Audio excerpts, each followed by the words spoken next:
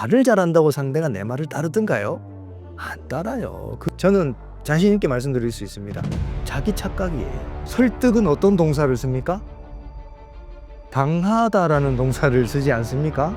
당하다라는 것은 해를 입는다는 의미를 포함하고 있거든요. 따라서 저는 협상은 말의 기술이 아니라고 강조드리고 있습니다.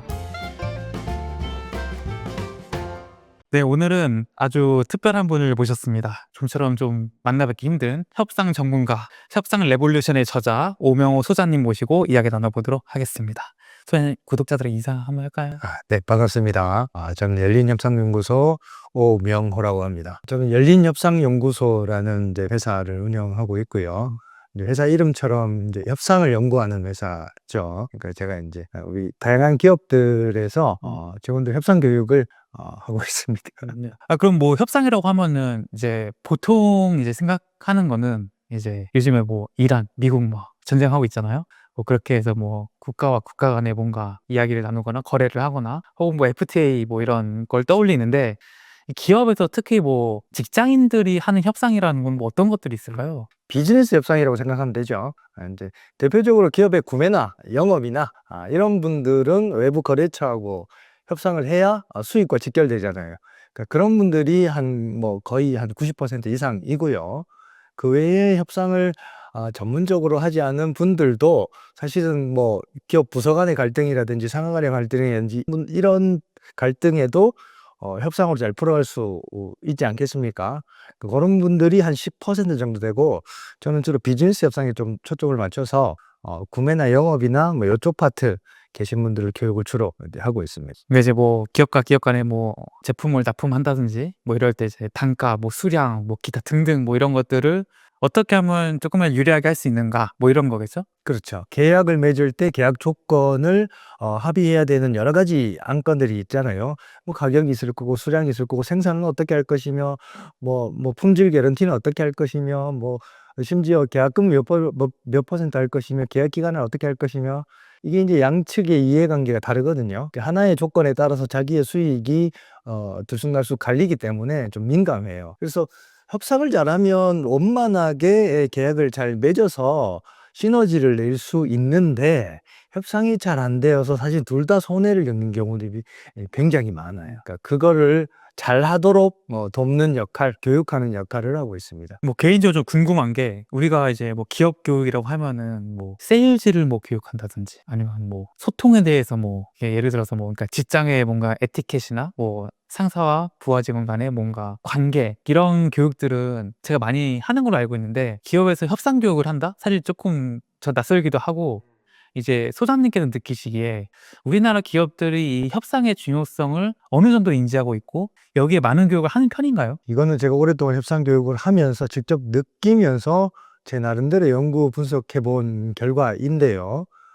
이거를 뭐 연구해 주는 데는 없어서, 일단 협상이라는 게 되려면요, 약간 좀 대등한 비슷한 관계여야 됩니다. 그러니까 협상 교육은 좀 선진국형 교육 같아요. 왜냐하면 개발도상국이나 성장이 중요한 시대에는 사실은 언제 협상하고 언제 뭐 서로 조율하고 하겠습니까? 빨리 지시하고 통제해서 빨리 성장하는 게 중요하잖아요. 근데 이제 우리나라도 굉장히 선진국으로 돼 가면서 이제 지시하고 통제로는 성과를 이루는데 좀 한계가 있다는 것이죠.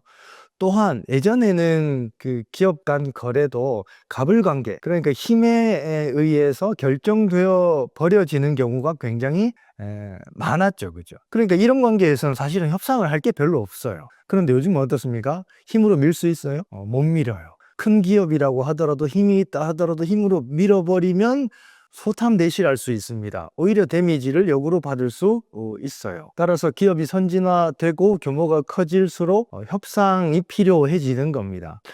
지금도 마찬가지입니다. 이 협상 교육의 수요들은 대부분 대기업들 밖에는 없어요. 아마 그 비슷한 맥락에서 그런 이유가 되지 않을까 싶어요. 중소기업, 중견기업들은 아무래도 이제 이 상하관계, 수직관계 혹은 외부 거래처와의 갑을관계, 인맥, 여기에 좀 그 의존하거나 기대는 경향들이 여전히 좀 남아 있는 것 같고요. 그러나 규모가 커지고 성장이 많이 되고 글로벌화 되면 인맥 뭐 이런 게 통하겠습니까? 관계 이런 게 통하겠습니까? 안 통하죠. 안 통하죠. 철저히 객관적인 데이터에 의해서 이해관계를 조율하고 합의하고 이런 협상력이 필요해지는 것이죠. 그래서 아마 질문하셨던 것처럼 과거에는 협상 교육이 잘 없었는데 지금도 내가 알기로는 잘 안 보이는데 어떻게 협상 교육을 이렇게 많이 하시냐? 이 질문은 이제 그래서 그런 것 같습니다. 현재도 그렇습니다. 현재도 뭐 다는 아니지만 좀 대기업군에만 수요가 좀 있습니다. 그러니까 이제 뭐 말씀하신 걸 좀 정리해 보면은 이제 우리나라 대기업 같은 경우에는 뭐 물론 이제 우리나라 중소기업과도 관계가 있지만 이제 글로벌적으로 많은 이제 거래를 하게 되니까 그런 데서 훨씬 더 이제 협상의 여지가 많이 생긴 거고, 하지만 여전히 우리나라의 영세한 이제 중소기업 같은 경우에는 뭐 따로 협상 전문가를 쓸 수도 없고 또 협상도 할 수 있는 힘이나 뭐 이런 규모도 되지 않고, 또 오히려 협상할 게 있다 하더라도 뭐 이렇게 뭐 협상적으로 하기보다는 인맥을 하는 게 비용적으로 좀 적게 먹히고 더 확실하고, 아직까지는 좀 이렇다 현실이. 그런 얘기일까요? 그렇습니다. 그러니까 힘이 없기 때문에 사실 협상을 할 수가 없잖아요. 그러니까 할래야 별로 할 게 없잖아요. 근데 한번 생각해 봐야 됩니다. 힘이 있는 사람이 협상력이 더 필요할까요? 힘이 없는 사람이 협상력이 더 필요할까요? 없는 사람이 더 필요하죠. 그렇습니다. 힘이 없기 때문에 상대의 니즈를 파악하고 정보를 조사하고 프로세스를 내가 어떻게 밟아가고 이런 그 노력들, 학습, 공부가 필요한 거거든요. 힘이 있으면 그런 노력들이 사실은 상대적으로 덜합니다. 그런데 아직 그런 경험들이 없다 보니까 우리가 뭐 거래 상대방하고 힘도 없는데 협상할 일이 뭐가 있겠어? 협상한다고 되겠어? 이런 생각이 아직까지 조금 머물러 있는 현실이 아닐까, 저 개인적으로 그렇게 판단하고 있습니다. 그러면은 우리나라도 이제 대기업이 꽤 많이 있잖아요. 뭐 그룹 계열사도 하면 더 많고, 그 대기업 내에서도 이제 소장님 개인적으로 느끼시기에 야, 이렇게까지 협상에 많은 교육 시간과 비용을 쓴다고? 라고 좀 놀랐던 적이나 이런 거 혹시 있으세요? 저는 오히려 반대예요. 협상 교육을 이렇게 안 한다고? 왜냐하면 직원들의 역량이 무슨 역량일까요? 협상력이죠. 물론 제가 협상 교육 전문가, 협상 분야 전문가라서 그렇게 생각하는지는 모르겠으나 우리 직원들의 역량이라고 하면 외부 거래 상대방과 커뮤니케이션 혹은 어떤 이해관계 조율을 잘해서 시너지를 내는 게 역량일 거고요. 또 하나, 조직 내부 부서 간의 갈등을 잘 조율해서 시너지를 내는 게 직원들의 역량일 겁니다. 물론 뭐 다양한 이름으로 얘기를 할 수 있습니다. 뭐 리더십이라고 얘기할 수 있고 소통이라고 얘기할 수도 있고 다양한 이름으로 얘기할 수는 있으나 그런 역량들이 다 협상력인 것이죠. 근데 이렇게 협상 교육을 안 한다고? 이런 느낌을 좀 많이 받고 있고요. 그러나 이제 좀 유명한 기업들, 그런 기업들은 협상 교육을 굉장히 많이 하고 있습니다. 예. 보통 이제 일반인들이 협상을 잘한다라고 하면은 이제 말 잘한다. 이제 우리가 뭐 과거에 뭐 역사 공부할 때도 보면 뭐 외교했을 때 뭐 말 한마디로 뭐 성을 가져오고 뭐 이랬다 뭐 이런 얘기도 나오잖아요. 그래서 그런 거를 뭐 되게 협상을 잘했다라고 얘기하기 때문에 대부분 인식은 협상 잘하는 거고 말 잘하는 거 아니야라고 생각하는데, 이 말을 잘하는 것과 협상을 잘하는 거는 전혀 다른 얘기인가요? 한번 생각을 해보죠, 같이. 우리가 상대방하고 원하는 게 다르고 어떤 주장이나 의견이나 견해가 다를 때 내가 말을 좀 더 잘하면 상대가 자기 생각을 내 생각대로 바꿔주든가요? 안 바꾸는 경우가 많죠. 그렇죠. 네. 안 바꿔주죠, 그죠? 그러니까 내가 말을 요렇게 하면 상대가 내 말을 따르겠지라는 기대는 나한테 있습니다. 근데 현실에서 어떻든가 우리가 경험해 봤잖아요. 말을 잘한다고 상대가 내 말을 따르든가요? 안 따라요. 그건 내 생각이고 내 기대일 뿐입니다. 달리 말하면 내가 요렇게 말하면 상대가 설득되겠지라는 기대는 저는 자신 있게 말씀드릴 수 있습니다. 자기 착각이에요. 상대는 누군가가 나를 설득하려고 하면 우리는 어떻게 합니까? 일단 거부감이 생기죠. 어, 설득은 어떤 동사를 씁니까? 당하다라는 동사를 쓰지 않습니까? 당하다라는 거는 해를 입는다는 의미를 포함하고 있거든요. 그러니까 누군가가 나를 설득하려고 하면 우리 사람들은 본능적으로 저항하고 거부하려는 심리가 생깁니다. 우리가 한번 생각해 보면요. 누군가의 타인의 혹은 상대방의 이야기를 곧이곧대로 내가 들으면 나한테 이익이 된다고 생각이 들어요? 손해가 된다고 생각이 들어요? 손해가 될 것 같아요. 그렇죠. 그러니까 남의 이야기를 곧이곧대로 들으면 나한테 손해가 될 것 같아요. 이거 생존 본능하고 이제 연관이 되는데, 따라서 우리는 상대방 얘기를 곧이곧대로 안 듣습니다. 그런데 반대로 내가 말로 상대방의 생각을 내 생각대로 바꾸겠다? 천만의 말씀이에요. 그 접근 자체가 이건 굉장히 뭐 이런 표현 어떨지 모르겠지만 잘못된 접근이에요. 문제는 이렇게 생각하는 것이 자연스럽습니다. 사실은. 내가 상대방하고 어떤 문제가 있을 때 설득해서 문제를 풀어가려는 본성이 있어요. 왜 그럴까요? 설득해서 문제 풀면 누구한테 좋아요? 내가 상대 설득하면 누가 더 좋아요? 내가 좋지 않을까요? 내가 더 좋잖아요. 그죠? 돈도 안 들여도 되죠. 시간도 뭐 많이 안 들여도 될 것 같죠. 뭐 특별히 뭐 많은 노력이 안 들 것 같아요. 그래서 나한테 너무 좋은 일입니다. 상대는요? 상대는 좋을까요? 선생님 판단을 해봐야겠죠? 상대도 좋을 수가 있을까요? 있지 않을까요? 그건 누구 생각일까요? 그건 내 생각이죠. 상대한테 물어봤어요? 안 물어봤죠. 상대는 안 좋아요. 왜? 강하다라고 느끼기 때문에. 거부감, 저항감이 있습니다. 우리가 상대방하고 서로 이해관계가 충돌할 때 상대를 설득해야지라고 접근을 합니다. 이럴 때 이 문제에 대한 결론, 대표님 속에 정해져 있습니까? 안 정해져 있습니까? 어느 정도는 정해져 있죠. 정해져 있죠. 그러니까 정해놔야 설득을 할 거 아닙니까? 결론 정해놓고 상대방을 바꾸어야 됩니다. 답 정해놓고 상대방 바꾸려는 사람을 뭐라고 합니까? 답정너. 네이버 사전에 한번 찾아보십시오. 답정너는 상대방을 고통스럽게 한다. 이렇게 소개하고 있습니다. 네. 말로 상대방을 바꾸겠다, 설득하겠다. 이거는 협상에서 멀어집니다. 그러니까 이제 어떻게 보면 이런 거네요. 말로 어떻게 말을 좀 잘해가지고 상대방을 내가 설득했다라는 거는 착각이네, 진짜 말 그대로. 그죠? 자, 내가 말을 어떤 얘기를 했는데 상대방이 생각을 바꿨어요. 내가 말을 잘해서 바꿨을까요? 상대가 들어보니까 내 이 선택이 낫네 해서 상대가 결정한 걸까요? 내 이상이 낫다고 생각했을 때 바꿨겠죠. 본인이 결정한 거겠죠. 내가 모르던 정보를 알게 됐거나 잘못 알고 있는 정보를 알게 됐을 때 내 생각을 바꾼 거지, 저 사람 말 듣고 내가 생각을 바꿨다 이렇게 생각하면 맞지 않아요. 따라서 저는 협상은 말의 기술이 아니라고 강조드리고 있습니다. 대화의 기술이 아니라는 거예요. 그러니까 대화의 기술이 아니라 어떻게 보면 상대방이 이제 좀 이익이 될 만한 거를 어떻게 제시해서 내 뜻대로 움직이게 만들 것이냐, 이런 건가요? 3분의 2 정도는 맞는 것 같아요. 아니 근데 협상이라는 단어가 워낙 뭐 외교 무대라든지 뭐 이런 데서 또 신문지에 많이 나오다 보니까, 아니 뭐 나 같은 뭐 일반인이 협상할 게 뭐 있어 라고 생각하시는 분들도 있을 것 같아요. 뭐 이게 일반인들에게도 협상이랄 게 있을까요? 자녀하고 게임 시간을 조율하기 위해서 아빠나 엄마가 실갱이 하는 경우 많지 않겠습니까? 그것도 협상이죠. 배우자하고 뭐 예를 들면 이번 주말에 어디 갈까, 친정에 갈까, 시댁에 갈까 이런 거 갖고 조금 또 다투기도 하고 감정 싸움하기도 하잖아요. 그죠? 그것도 협상이죠. 여름 휴가로 계곡 갈까, 바다 갈까, 뭐 제주도 갈까, 베트남 갈까 이런 것들도 물론 긍정적인 상황에서 논의하고 있다면 뭐 협상이랄 것까지는 없지만 이 의견이 부딪힐 수 있잖아요. 그러면 이 의견을 잘 조율하면 사이좋게 기분 좋게 여행을 갈 수 있는데, 사실은 한쪽이 뭐 삐지거나 조율이 잘 안 돼서 그런 경우도 굉장히 많잖아요. 우리 일상생활이 다 협상이죠. 그리고 요즘에 그 개인 사업자나 프리랜서들 굉장히 많잖아요. 그죠? 하루하루 협상입니다. 모든 게 협상. 모든 게 협상이죠. 아니 그 이제 소장님께서 쓰신 책을 처음 읽었을 때 그 협상 레볼루션이라는 책 이제 제가 읽었는데, 그 초반에 이제 소장님의 그 이사 가는 얘기가 나오잖아요. 네.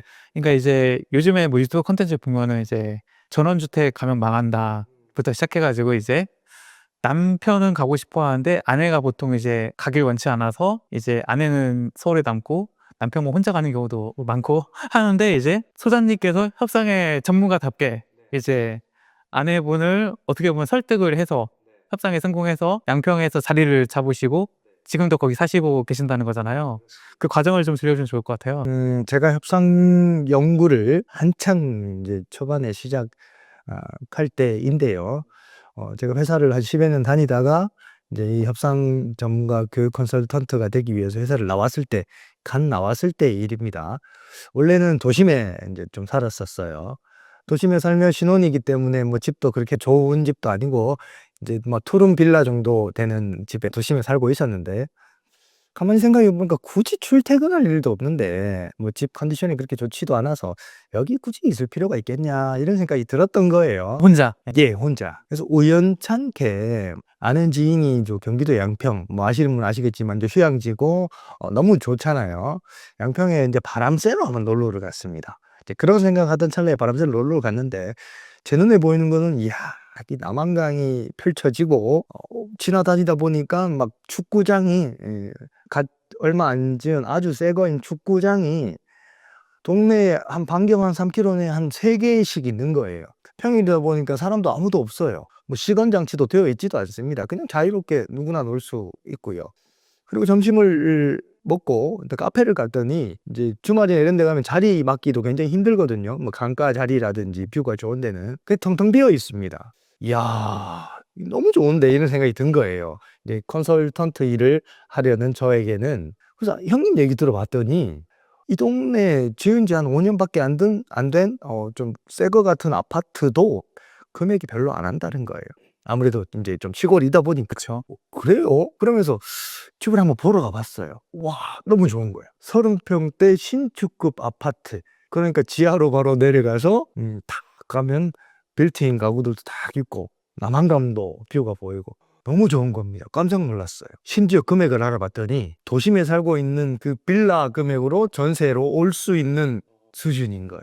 전원주택으로 가자 그러면은 아무래도 부담이 있겠지만 이제 아파트로 가자 그러면 양평에서 할 일은 없지만 그래도 집이 너무 좋으니까 아내로서는 좀 관심이 있지 않을까 이런 생각을 했어요. 좋습니다.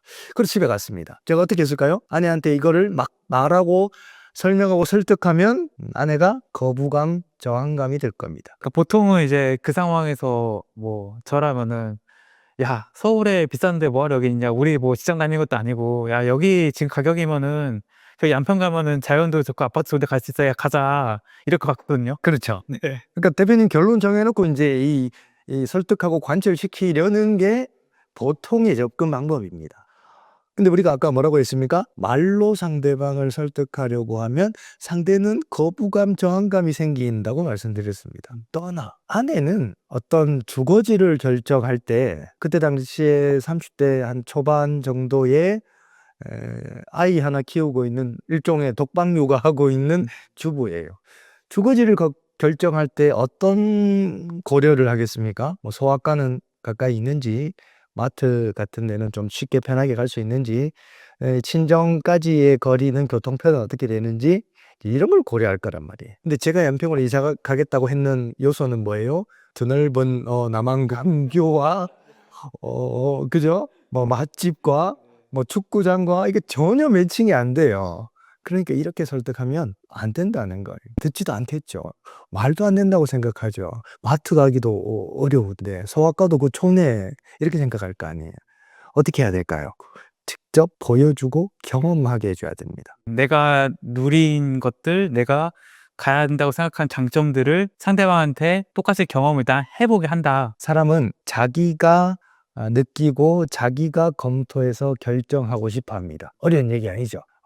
남이 나에게 강요하고 설득하면 일단은 약간 색안경을 끼고 보게 돼요. 근데 내가 경험하고 내 눈으로 보고 내가 느끼면 그건 스스로 결정할 수 있습니다.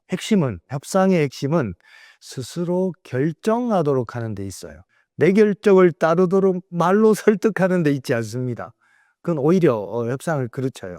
상대가 스스로 보고 느끼고 자기가 경험하도록 안내해 주는 게 협상의 기술이에요. 설령 내가 다 계획하고 의도했던 거였더라도 상대방이 결정했다는 느낌을 주는 게 일단은 중요하겠네요. 느낌을 받을 뿐더러 실제로 결정하게 해 줘야 되죠. 느낌만으로 부족한가요? 느낌만으로 부족하죠.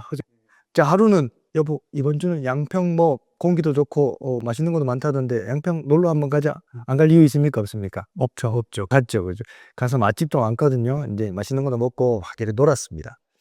점심을 먹고 카페에서 차를 한잔 하는데 시간이 좀 남았어요. 평소에 인제 신혼이니까 뭐 모델하우스 구경도 다니고 뭐 이런 집 구경하고 좋아했지 않겠습니까? "이 동네 집은 뭐 아파트도 많은데 어떻게 하고 사는지 우리 집 구경 한번 안 가볼래?" 이렇게 얘기했어요. 갑자기 생뚱맞게 양평까지 와서 웬 집 구경 이렇게 생각할 거 아닙니까? 근데 뭐 굳이 극구 반대할 이유까지는 없잖아요.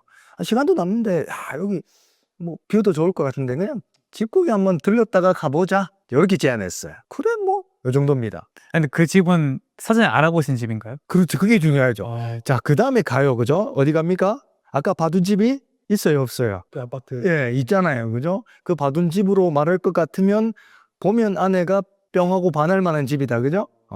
딱 들어갑니다. 딱 들어가면 아내는 집 구조 중에 어디에 관심이 있겠습니까? 보통 아내들은 주방, 그죠? 갔더니 디귿자로 돼 있고 빌트인 가구 돼 있고 아내가 보더니 야, 나는 이런 데 언제 한번 살아보나. 네. 요때 덥석 물면 안 돼요. 자, 그리고 집에 왔습니다. 아내는 제가 말하고 설득한 게 아니고 본인이 직접 눈으로 보고 경험하고 느꼈다. 그죠? 근데 양평으로 이사 갈 생각을 지금 1도 있어요, 없어요? 한 번도 해본 적 있어요, 없어요? 없죠. 없어요. 그죠? 그냥 밥 먹을 때 얘기했으면. 여보, 내가 곰곰이 생각해 보니까 우리 이제 뭐 애기도 좀 커가고 집도 조금 좁은 것 같기도 하고 그런데 출퇴근할 일 없는 것 같은데 우리 양평으로 이사 가서 살아보는 건 어떨까? 그래서 제안을 했죠. 화들짝 놀라죠, 그죠? 거기 가서 뭐 하고 사냐고. 그렇죠. 아니, 뭐 여기는 뭐 연고가 있나? 거기 가서 뭐 모닝 같은 거 한 대 사서 이렇게 마트 같은 데 다니고. 근데 집이 너무 좋더라. 같은 값이면 비가 오나 눈이 오나 우산도 안 펴도 되고. 그랬더니 아니 그냥 한번 생각해 보자고 뭐. 하자는 게 아니고 제가 한 건 요까지입니다.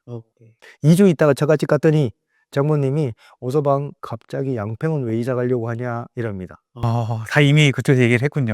2주 동안 한번 생각해 보자. 아내는 친구하고 상의하고 언니하고 상의하고 엄마하고 상의해봤을까요? 안 해봤을까요? 해봤겠죠. 해봅니까? 안 해봅니까? 해보죠. 네이버 카페 양평 카페 가입해서 양평에 소아과는 어디가 있고 맛집은 어디가 있고 양평 생활은 어떤지 조사해봅니까? 안 해봅니까?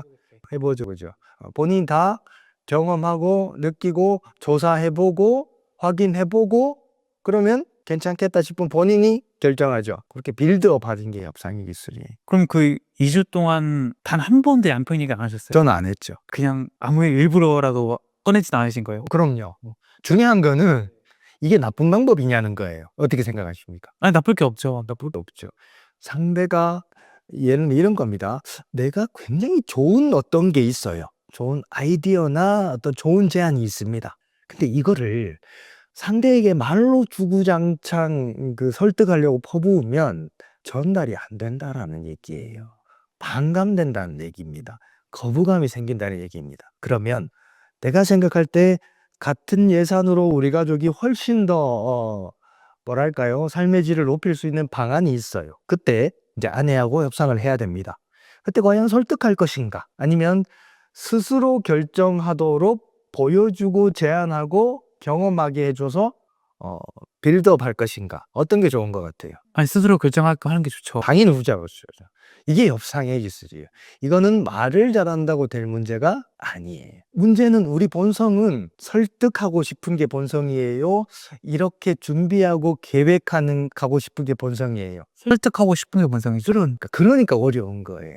그 협상의 원리는 이 본성대로 가는 게 아니란 말이에요. 그러니까 이제 협상을 그럼 못하는 사람들은 이게 내가 상대방한테 다 퍼주는 제안을 했는데도 이거를 인정받지 못할 수 있어요. 그럼요. 잘하는 사람은 내 거 챙길 거 다 챙겼는데도 상대방한테 고맙다는 그럼요. 거고. 바로 그겁니다. 자기가 상대의 입장을 생각해서 계획을 얼마나 잘 수립해서 상대가 결정하도록 하는 것이 협상의 원리예요. 쉽게 말하면.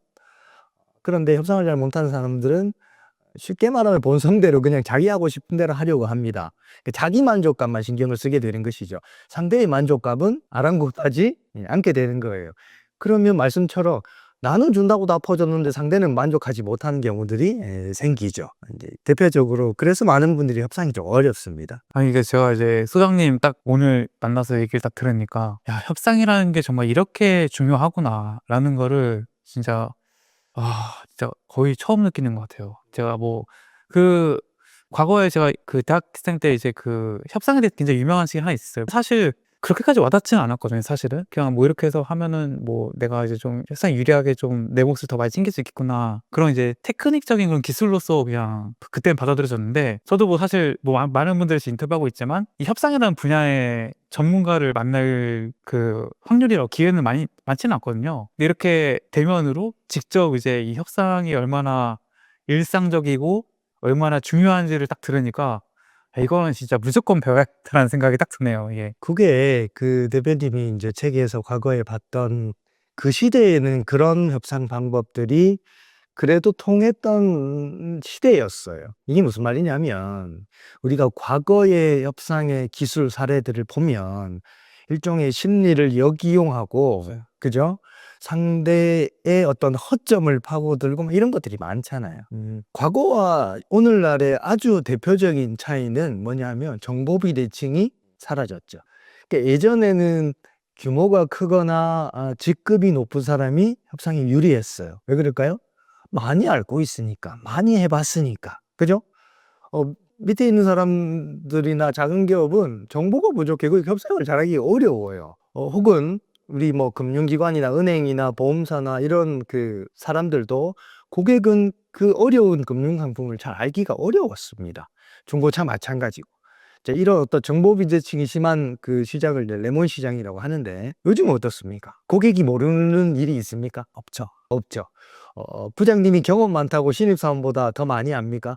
아니죠. 그죠? 내가 옛날에 해봤던 방식이 그대로 통용됩니까? 안 되죠. 안 돼요. 그러니까 상대보다 많이 알고 많이 경험해 본 게 결코 유리한 것이 아니다는 거예요. 정보 비대칭이 딱 사라져 버리면요. 어떠냐? 모르는 점을 허점을 이용해서 내가 어떤 이득을 보겠다. 이런 방식의 접근은 소탐대실할 가능성이 큽니다. 무슨 말이냐? 설령 지금 모를 수는 있어요. 그래서 나한테 좀 넘어온 것 같아요. 계속 모릅니까? 금방 알게 됩니까? 금방 알게 되죠. 금방 알게 돼요. 그럼 어떻게 돼요? 깨져버리죠. 소탐대실할 가능성이 큽니다. 그래서 어떻게 보면 아주 좀 더 페어한 시대가 되었다. 이렇게 볼 수 있습니다.